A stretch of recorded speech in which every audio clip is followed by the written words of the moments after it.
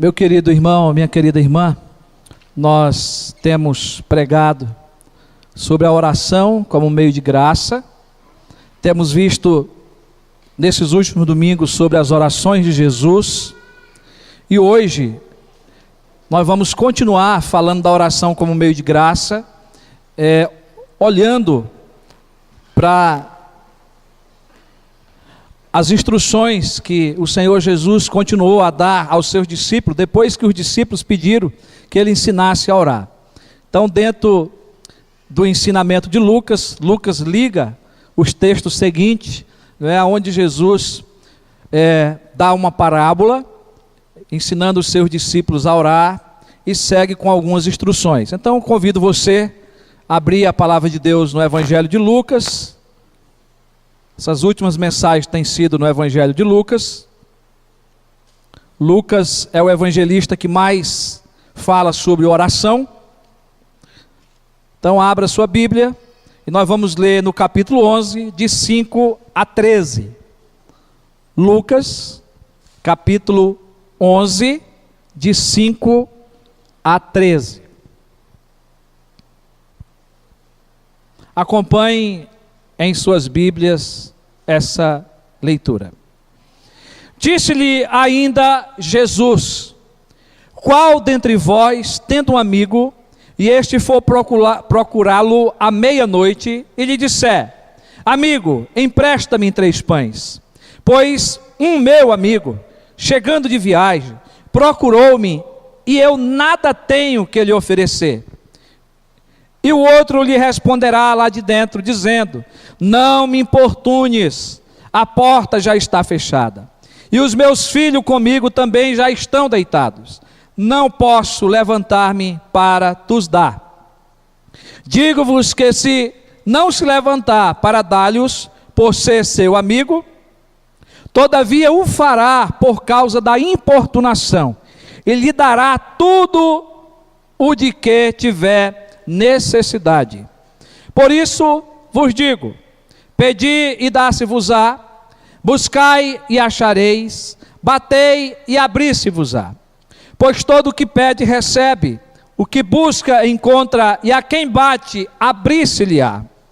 Qual dentre vós é o pai que, se o filho lhe pedir pão, lhe dará uma pedra?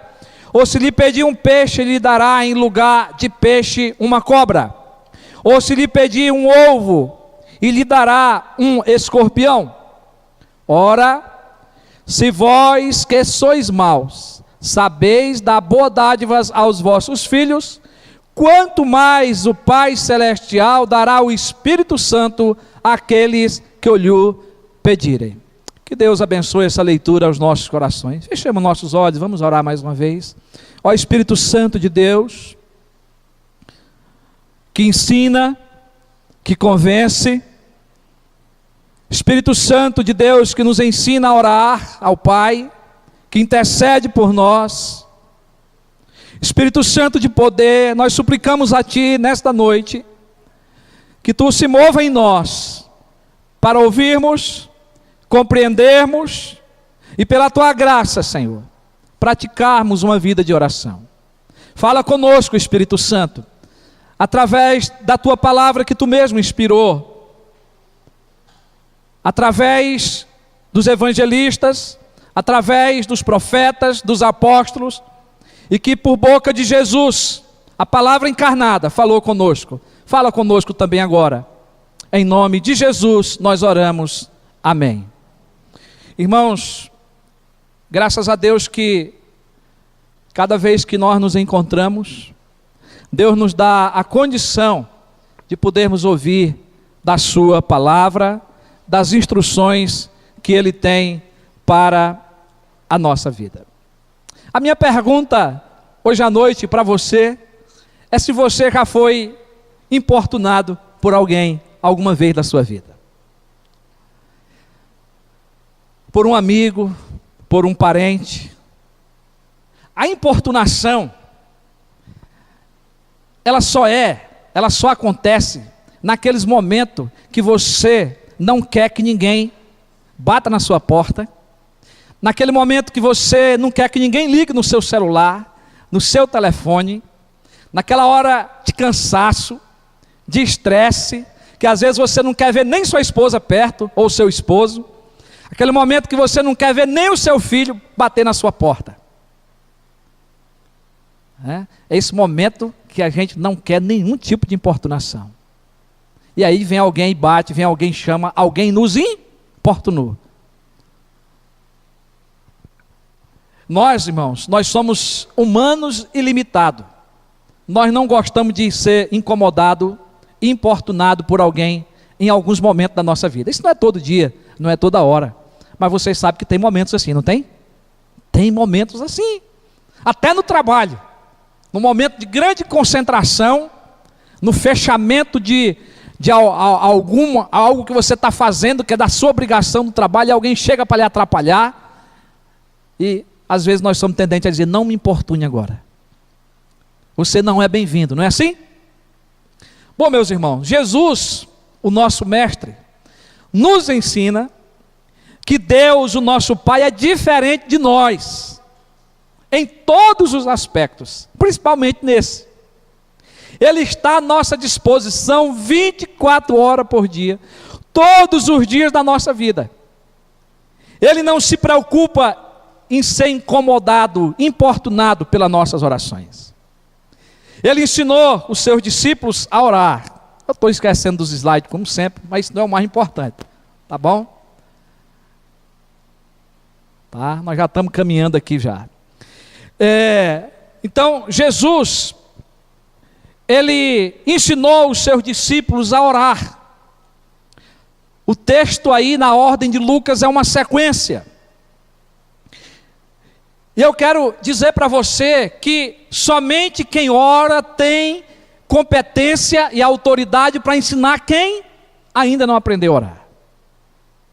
Essa é a ideia que o texto dá, nós já pregamos sobre isso domingo, porque Jesus orava, os discípulos estavam olhando para a vida de Jesus de oração, e despertam neles o interesse de orar, eles querem aprender a orar. E Jesus ensina então os discípulos a orar.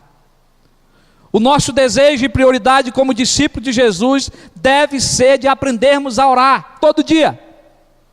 E talvez deve ser essa a nossa oração, talvez, deve ser, né? Senhor, ensina-me a orar como o Senhor ensinou aos teus discípulos. Eu e você precisamos fazer parte da escola de Jesus da oração. Os discípulos estavam na escola de Jesus da oração.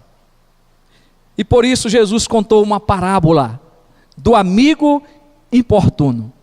E somente Lucas menciona essa parábola.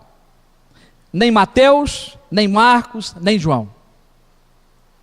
Até porque João realmente não é tido como um evangelho sinótico, né? Os três são sinóticos porque eles falam, mesmo que diferente, ou mais resumido, mas eles falam das parábolas, dos milagres de Jesus. Mas somente Lucas relata essa parábola do amigo importuno. Jesus usou de diversas vezes o ensino por parábola. Ele esboçava retratos verbais que mostravam o mundo ao seu redor.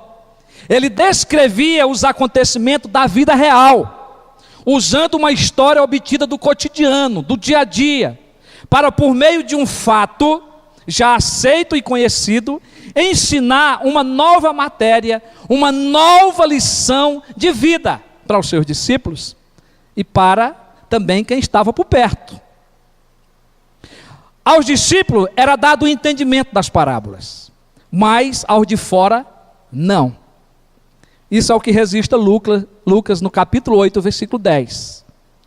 Diz assim: a vós outros é dado conhecer os mistérios do reino de Deus, aos discípulos, mas aos demais fala-se por parábolas, para que, vendo, não vejam, e ouvindo, não entendam. Então Jesus falava com os discípulos com parábolas, mas depois Jesus explicava para eles. Mas muitos daqueles que ouviam não tinham o entendimento. Mas para os discípulos era necessário que eles pudessem entender, porque eles estavam no seminário de Deus, eles estavam aprendendo, para que eles dessem continuidade, não é, à pregação do Evangelho e do Reino de Deus. Meus irmãos, no texto que nós lemos para a mensagem dessa noite, Jesus continua o seu ensinamento sobre como orar. Não perca isso de vista. Ele conta que em certa noite, um viajante procurou uma casa de um amigo para repousar de viagem. Ele estava cansado, tinha viajado o dia inteiro. Isso era comum acontecer em Israel, pois à noite as pessoas não viajavam para evitar o calor do deserto. O calor era muito grande. Então eles paravam de viajar. Então aquele lugar mais próximo eles se aproximavam e procuravam algum conhecido, não é, que pudesse hospedá-lo. Quem hospedava tinha que pelo menos servir 3 pães. Isso era a regra. Pelo menos tinha que dar 3 pães para o visitante, e pães frescos, tá? Era a norma de um bom hospedeiro naquela época. Mas o amigo procurado era pobre. Ele não tinha esses pães em casa. E ele saiu para pedir 3 pães para o seu amigo vizinho. Mas o amigo estava dormindo com toda a sua família e não queria atender o seu pedido. As casas, nessa época lá em Israel, eram casas pequenas. E muitas delas só tinham um quarto para dormir. E eles não tinham camas como nós temos hoje. Isso faz uma grande diferença. Esteiras eram espalhadas para as famílias dormir. E muitas vezes estavam como se fosse uma fila, não é? E o dono da casa tinha que se levantar e sair, e incomodava os demais, acordava os demais. Não tinha energia elétrica como nós temos hoje. Eram usadas lamparinas, não é? Tinha que acender, tinha que sair no escuro, não tinha lanterna. Era um incômodo se levantar à noite. E esse homem, eu acredito que pela cultura aí judaica que nós vemos, era comum se ter pão em casa. Quem tinha condição tinha pão em casa. O problema não era o pão ele tinha. O que acontecia é que ele não queria ser incomodado. Ele não queria levantar e causar um transtorno para a esposa e para os filhos, àquela hora da noite. Perceba que quem foi pedir o pão já tinha recebido o amigo em casa, já tinha sido incomodado. Ele já tinha se levantado para receber o amigo que chegou sem avisar. Mas ele foi interceder em favor do seu amigo. Ele foi buscar os pães. E com certeza tinha também sido acordado nas mesmas circunstâncias que ele estava acordando o outro. Mas ele procurou o seu amigo vizinho para ajudá-lo. Porém, ele foi mal educado. Naquela cultura, o visitante não era só da casa que recebia, mas era de toda a vila. Todas as pessoas que recebiam, que recebiam um visitante na vila, todos eles eram responsáveis em receber aquela visita, em tratar bem, em dividir o que tinha. Isso era comum no tempo em Israel. Mas a única maneira de ser atendido naquele momento era insistir com o vizinho. Era a única forma que ele tinha. Era continuar batendo, era continuar insistindo com o seu amigo, até que fosse atendido. Ele tinha que hospedar bem o seu amigo que tinha chegado. A insistência foi um desaforo, foi uma importunação, visto que permaneceu batendo à porta e chamando até receber os 3 pães. O pão naquela época era no formato de uma pedra, que dava para ser colocado ou carregado na mão, tá? Só para vocês terem ideia, é mais ou menos do tamanho do pão que é usado hoje, né? O pão francês aqui, tá? 3 pães eram suficientes para matar a fome de um homem normal, tá? Viu, Anderson? Um homem normal, né? 3 pães, né? Eu já cheguei, época na minha vida que eu comi 5 pães no café da manhã, né? Hoje, evito comer 1, né? Mas naquela época, 3 pães era o suficiente. Emprestar pães era algo comum, era algo normal também em Israel. Mas o problema então, meus irmãos, não era emprestar os pães, e sim a hora incômoda. A hora que ninguém queria se levantar. E sabe qual que é a resposta de quem está dentro de casa? Versículo 7. Não me importunes. A porta já está fechada. E os meus filhos comigo também já estão deitados. Não posso levantar-me para tos dar. Essa é a resposta do homem. Mas o texto nos dá o entendimento que ele continuou insistindo até ser atendido. O vizinho o atendeu não por causa da amizade, e sim pela importunação e insistência. E é por meio desta parábola, meus irmãos, que Jesus ensina-nos que devemos orar de maneira importuna. Parece algo estranho aos nossos ouvidos, mas o que Jesus está nos ensinando aqui nessa parábola é que nós podemos incomodá-lo em oração, a qualquer hora e a qualquer momento. O ensino central desta parábola é que Deus quer ser importunado por seus amigos, pelos seus filhos. Principalmente de uma forma intensa e perseverante da nossa parte. A parábola ensina que Deus é um Deus de honra, e que o homem pode ter a certeza absoluta de que as suas orações serão ouvidas. O versículo 8, é Jesus que está dizendo essas parábolas, a parábola, né? E ele continua dizendo no versículo 8 o seguinte: digo-vos que, se não se levantar para dar-lhes, por ser seu amigo, todavia o fará por causa da importunação, e lhe dará tudo, não só os 3 pães, lhe dará tudo o de que tiver necessidade. Os versículos de 9 a 10, colocado aí, não é?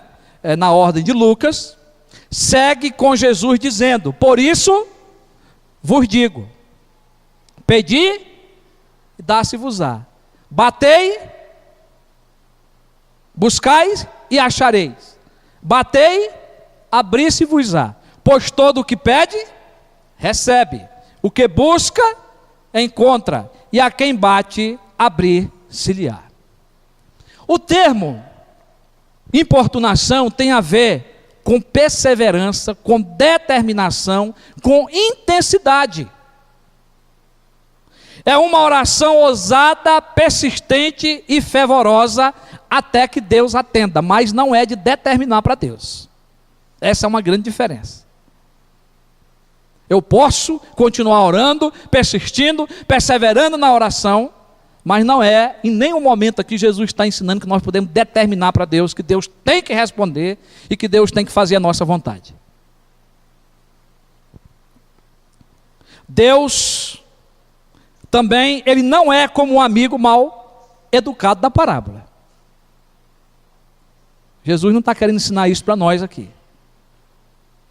O homem foi mal educado, não foi? Deus não é mal educado.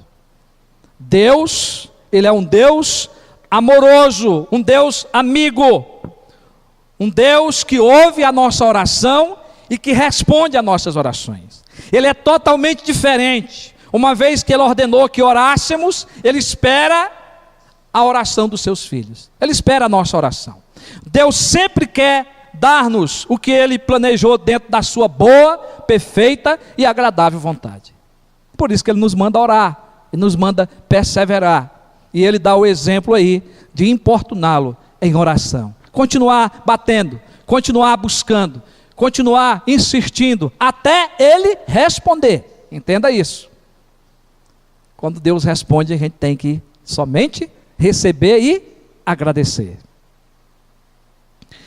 Se o vizinho acorda à meia-noite e se levanta para emprestar os pães a seu amigo, muito mais fará Deus, o Pai, respondendo à oração de seus filhos, que o procuram em hora de necessidade.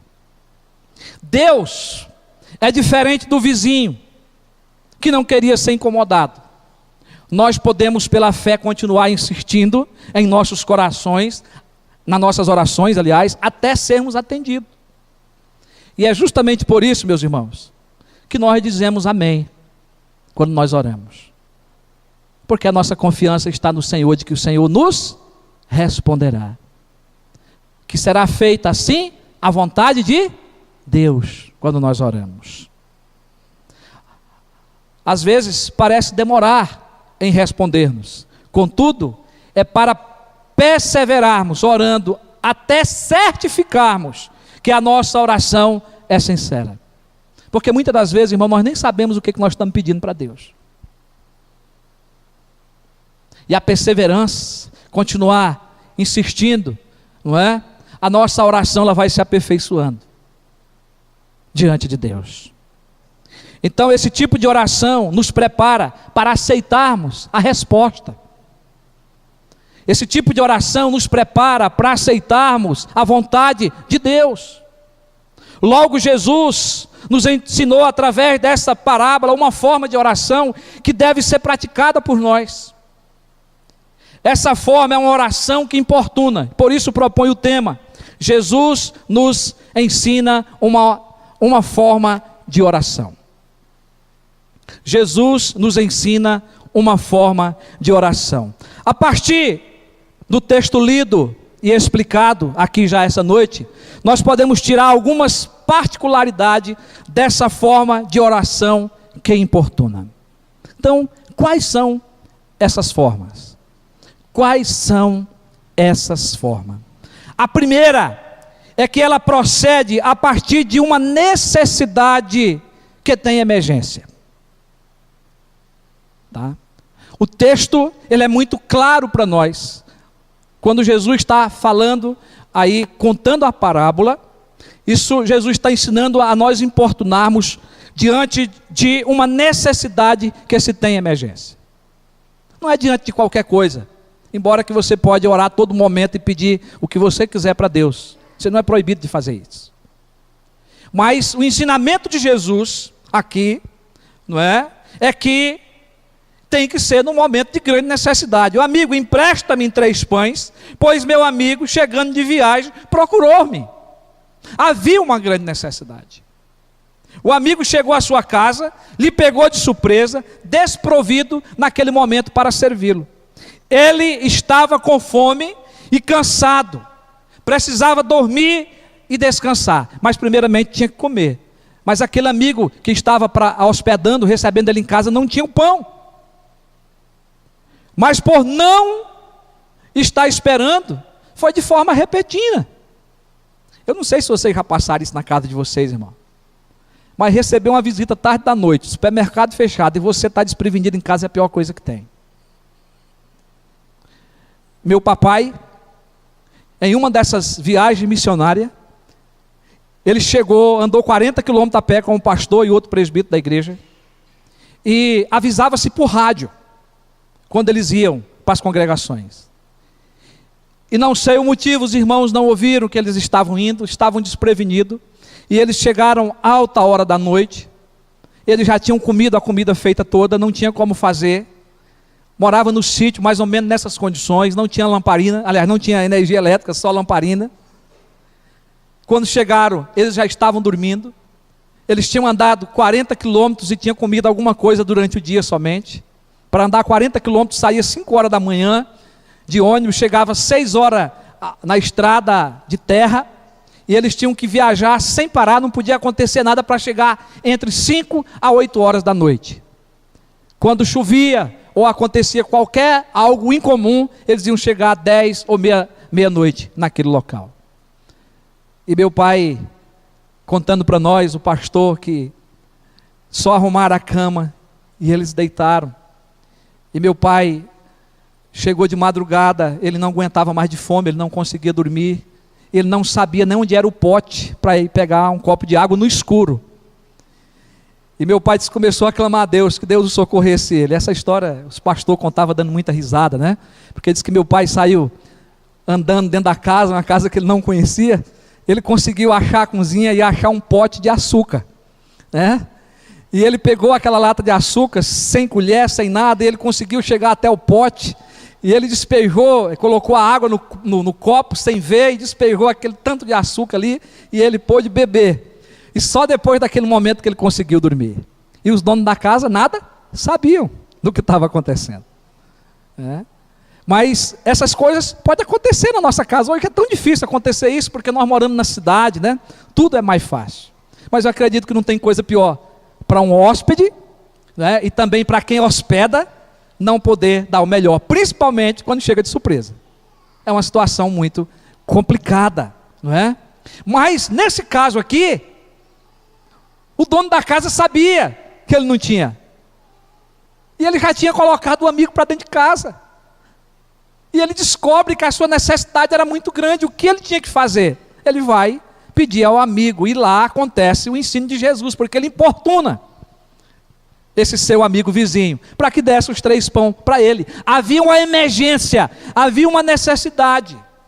O fato aqui, preste atenção, meu irmão, o fato aqui é que Jesus estava nos mostrando que as grandes necessidades, os momentos de grandes e graves sofrimento, nos levam a orar com maior clemência e importunação ao Pai.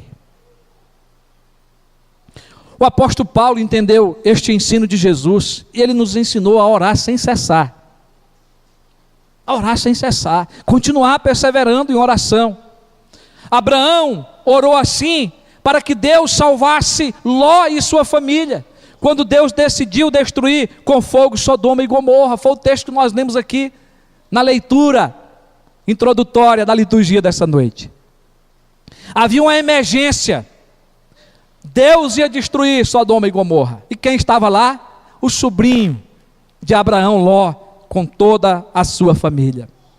Mas Abraão começa pedindo: Senhor, se lá houver 50, 45, né? Fui abaixando, e se tiver 10, Senhor, eu não destruirei a cidade. Ele importunou Deus, ele pediu, ele orou várias vezes. E o Senhor foi paciente com ele. Mas nós sabemos que Sodoma e Gomorra foi destruída, e Deus tirou de lá Ló com toda a sua família. E depois só a esposa de Ló, que depois que já estava fora da cidade, o anjo tinha dito que não podia olhar para trás, e ela olhou para trás e se transformou numa estátua de sal. Se alguém perguntar para você quem foi a mulher que se transformou numa estátua de sal, foi a mulher de Ló. Meus irmãos, Deus quer que nós possamos assim perseverar. Não há problema nenhum de você continuar insistindo em oração, importunando a Deus até ser atendido. Agora, quando Deus responder, você só tem motivo para agradecer. Segundo lugar,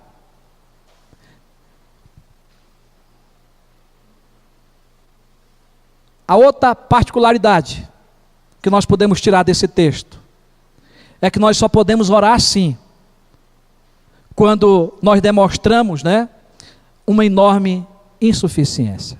Quando essa necessidade que nós temos, só podemos orar assim quando mostra uma enorme insuficiência da nossa parte. O texto diz: eu nada tenho que lhe oferecer. Não era só o pão. A ideia que o texto dá é que faltava mais coisas. A insuficiência, a pobreza era grande. Ele não tinha nada que substituísse. Ele não tinha nada o que oferecer. Tá? Tem coisas, irmãos, que dá para a gente dar um jeito. Mas aqui, o que nós temos que aprender é que essa oração que importuna, essa oração persistente, perseverante, tem que ser quando nós vemos totalmente a nossa insuficiência. No seu pedido e na sua insistência, o homem dizia: eu nada tenho que oferecer. Eu não tenho nada, e nem quem buscar e pedir. Em outras palavras, ele estava dizendo para o vizinho: tu tens e pode me emprestar. Em outras palavras, ele estava dizendo: ajuda-me na minha insuficiência e na minha escassez. Meus irmãos, e aqui é onde Jesus está nos levando a olhar para essa parábola, olhando para o nosso Deus, que é onipotente, o Deus todo-poderoso. Deus é onipotente, nós somos inimpotentes, ou impotentes. Aliás, impotentes, Desculpa aí a frase errada, Deus é onipotente Ele é o Todo-Poderoso e somos impotentes. Deus tem todo o poder, nós somos fracos e debilitados, totalmente dependente de Deus. É isso que Jesus quer que a gente entenda aqui. O ensino aqui é que nós, em nossas insuficiências, clamamos a Deus em oração, com insistência e perseverança. E Ele abre a porta dos céus e nos socorre em nossas necessidades. Andrei Murray, falando do versículo 9, ele afirmou: a oração abre o caminho para Deus fazer a sua obra em nós e através de nós. O homem recebeu os pães. Jesus não entra mais no detalhe aqui da parábola, ele para por aí, mas ele recebeu os pães, porque ele insistiu até o homem dar. Ele recebeu a bênção de Deus, ele recebeu a resposta da oração, e ele foi para casa abençoar. Ele recebeu a bênção e foi abençoar o seu amigo. Porque Deus é o Deus que abre o caminho. Através da oração, Deus abre o caminho para sermos também instrumento das suas bênçãos. Ele atende, Ele abençoa, para nós também abençoarmos a outros. O nosso Deus, quando reconhecemos nossas fraquezas e impotência, Ele luta por nós. O rei Ezequias foi desafiado, meus irmãos, pelo rei da Assíria, quando o rei disse para ele, 2 Crônicas, versículo 32, 15, depois você confere em casa, eu vou estar lendo aqui. Agora pois, não vos engane, Ezequias, nem vos incite assim, nem deis crédito, porque nenhum Deus, de nação alguma, nem de reino algum, pode livrar o seu povo das minhas mãos. O rei da Síria era um rei perverso, estava governando várias nações, destruindo os povos, e agora estava ameaçando o rei Ezequias. Ele diz: nem das minhas mãos de meus pais, quanto menos vos poderá livrar o vosso Deus das minhas mãos. Ousado, desafiando o rei de Israel. Capítulo 32, 15 eu li. O rei da Síria se sentia autossuficiente, e Ezequias e o profeta da época, que era Isaías, filho de Amós, eles se sentiram insuficientes, eles se sentiram desprovidos de força, e a única coisa que eles podiam fazer era orar. E eles foram falar com Deus Todo-Poderoso, o Deus de toda suficiência, o Deus que podia atendê-los naquela hora. E eles oram. 2 Crônicas 32, 20. Porém, o rei Ezequias e Isaías, o profeta, filho de Amós, oraram por causa disso e clamaram ao céu. Capítulo 32, 21 e 22. Então o Senhor enviou um anjo que destruiu todos os homens valentes, e chefes, e os príncipes no arraial do rei da Síria. E este, com o rosto coberto de vergonha, voltou para a sua terra. Tendo ele entrado na casa de seu Deus, os seus próprios filhos ali o mataram à espada. Assim livrou o Senhor a Ezequias e os moradores de Jerusalém das mãos de Senaqueribe, rei da Síria, e das mãos de todos os inimigos, e lhe deu paz por todos os lados. Irmãos, ele perseverou em oração, num momento em que ninguém mais acreditava que poderia vir um livramento, diante da grandeza do rei da Síria, diante do seu exército. E eles oraram, clamaram ao Senhor diante da sua insuficiência, ao Deus que é todo suficiente, ao Deus que tudo pode, e Deus deu o livramento. Jesus, meus irmãos, nos dá a liberdade de perseverar, insistindo em nossas necessidades e na nossa insuficiência, quando disse: digo-vos que se não se levantar para dar-lhes por ser seu amigo, todavia o fará por causa da importunação. Eu não sei se você já orou dessa forma, mas eu já tive que orar muitas vezes. Eu falei para vocês que durante o meu ministério eu preguei vários meses com uma pessoa que fazia gestos obscenos para mim, que quando eu terminava de pregar na porta da igreja, ele dizia que eu estava condenado ao fogo do inferno. E durante mais ou menos, eu acredito que foi uns 8 meses, minha esposa lembra disso, eu chegava em casa e me prostava com o rosto em terra e clamava ao Senhor, e eu dizia: Senhor, Tu é o Deus que faz justiça. Se eu estiver errado, o Senhor trate da minha vida, mas se esse cidadão precisa ser tratado, que o Senhor ponha a mão sobre ele, mas Senhor, não deixa de agir com misericórdia. Essa era a minha oração todo dia. Deus cuidou, Deus me tirou dessa igreja e tirou ele também. Deus me tirou, me trouxe para São Paulo. Hoje eu me sinto instrumento maior ainda da bênção de Deus do que naquele tempo. E essa pessoa, os testemunhos que eu vi dele é que ele foi pego como estelionatário na escola. Depois ele saiu da igreja, se afastou dos caminhos de Deus, e depois disso eu não soube mais notícia dele. Mas Deus ouviu minha oração. Mas eu tive que chorar muito. Eu tive que me derramar muito perante o Senhor, insistindo para que o Senhor resolvesse aquela situação.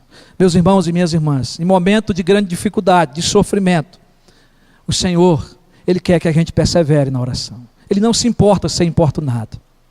E Ele quer nos abençoar. Ele vai responder da maneira dEle, porque a vontade dEle é boa, perfeita e agradável. Eu quero que você tenha um pouquinho de paciência, porque, em terceiro lugar, essa oração, uma das particularidades dela, a terceira, é que ela se fundamenta numa vida de fé, tá? Ela se fundamenta numa vida de fé. E lhe dará tudo o de que tiver necessidade, o versículo 8. Por isso vos digo, pedi e dá-se-vos-á, buscai e acharei, batei, abrir-se-vos-á, pois todo o que pede recebe, o que busca encontra, e a quem bate, abrir-se-lhe-á. E gostei da maneira que o reverendo Erival falou desse texto.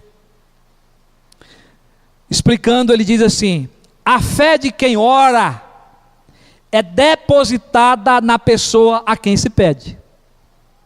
A fé de quem ora é depositada na pessoa a quem se pede. A fé no amigo rico, que tem tudo para nos suprir. No caso da parábola, era o amigo rico que tinha condição.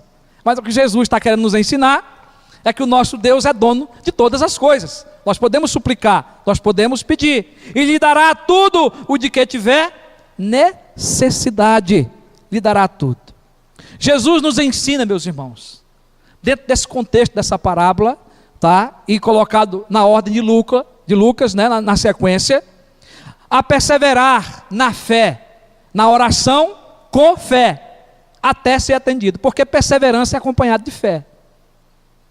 Só persevera quem tem fé, quem confia no Deus que está fazendo o pedido, em quem se está orando, né? Nós temos que confiar. E aí nós lembramos do salmista no Salmo 40 que nós pregamos aqui, quando ele diz: esperei confiantemente pelo Senhor. Um tempo grande de oração, de súplica, com fé,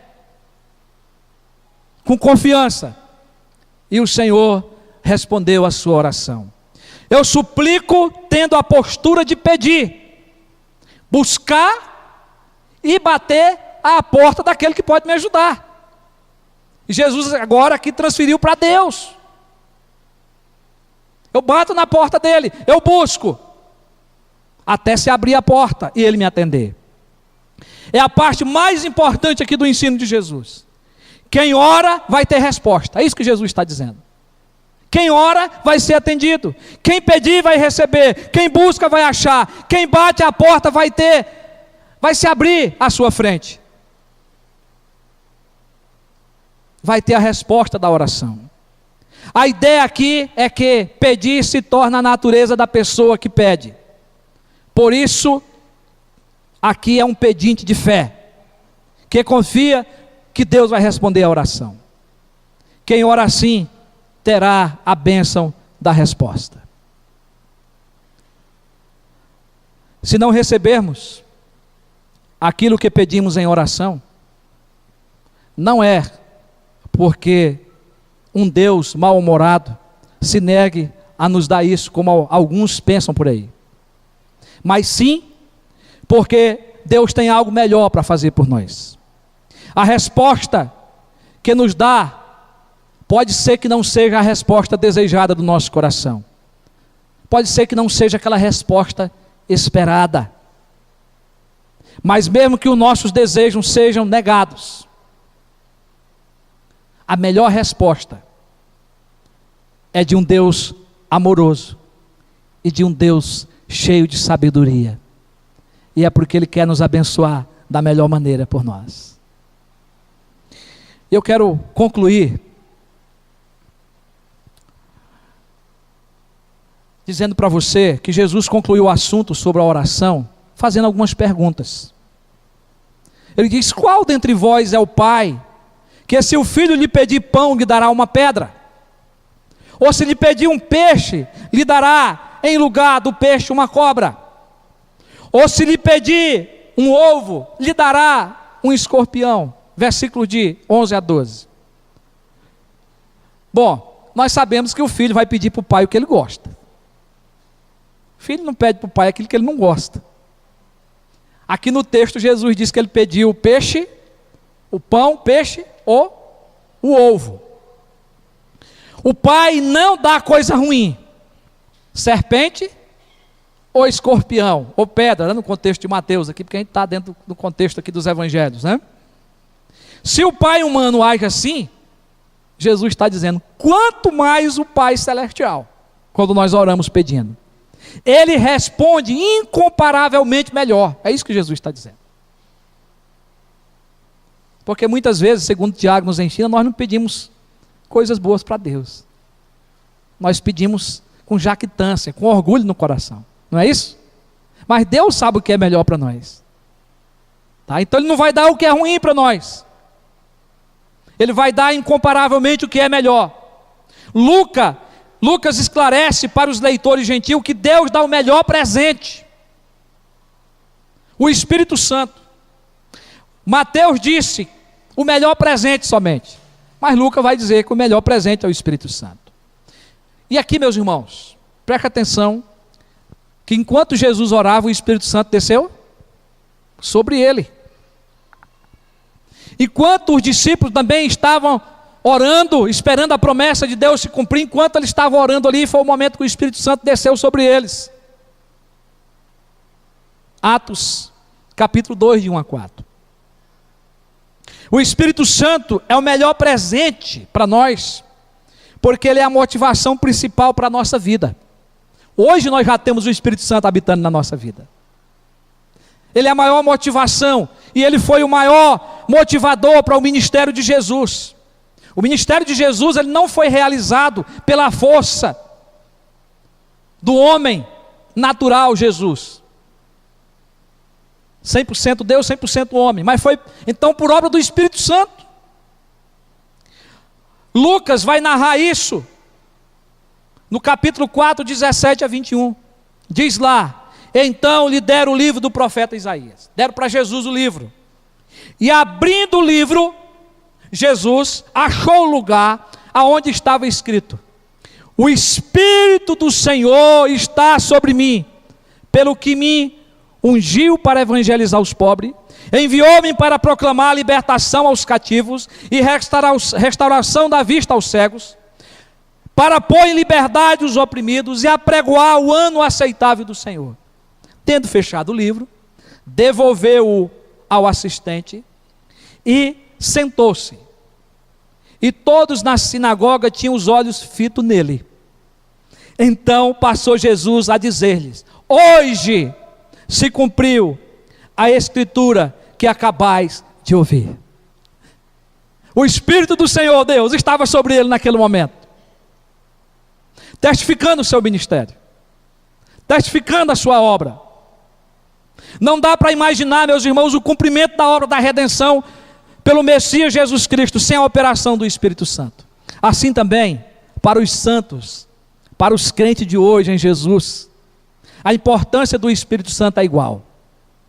Não dá para você orar, preste atenção, contexto de oração, não dá para você orar se não for guiado pelo Espírito Santo.